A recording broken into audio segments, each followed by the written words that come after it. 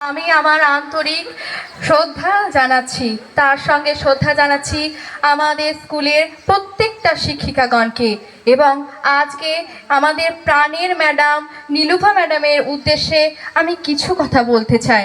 ওনার সম্পর্কে যতটুকুই বলা হবে ততটুকুই কম, কারণ ওনার কথা দু চার লাইনে বলার নয় কম। আমার মতে একজন শিক্ষিকা তখনই সম্পূর্ণ শিক্ষিকা হয়ে উঠতে পারে যখন সে একজন ছাত্রীর সম্পূর্ণরূপে আদর্শ ও অনুপ্রেরণা হয়ে উঠতে পারে। নীলুফা ম্যাম সেরকমই একটা। নীলুফা ম্যাম আমাদের কাছে রাতের আকাশের ধ্রুবতারা। তিনি আমাদের অন্ধকারে আলোতে সমস্ত জায়গাটি পথ নিদর্শন করেছেন।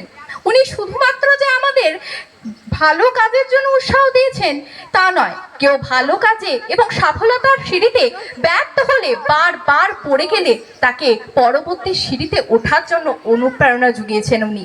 ওনার চোখে কখনো দেখা গেছে মাতৃতুল্য স্নেহ, কখনো দেখা গেছে ভালোবাসা, কখনো দেখা গেছে একজন ছাত্রীর প্রতি তার স্নেহ। ওনার মধ্যে সমস্ত কিছুই দেখা গেছে। একজন মাতৃ আমাদের জন্ম দেয়, আর একজন মা শিক্ষক রূপে আমাদের শেখায় কিভাবে সমাজে চলতে হবে, কিভাবে বলতে হবে। নীলুফা ম্যাম সেরকমই একজন, যিনি আমাদের শিখিয়েছেন আমরা নারী বলে সব জায়গায় পিছিয়ে থাকবো না, আমরা সব জায়গায় এগিয়ে যাব। বর্তমান পরিস্থিতিতে কিভাবে মোকাবিলা করে এগিয়ে চলা যায়।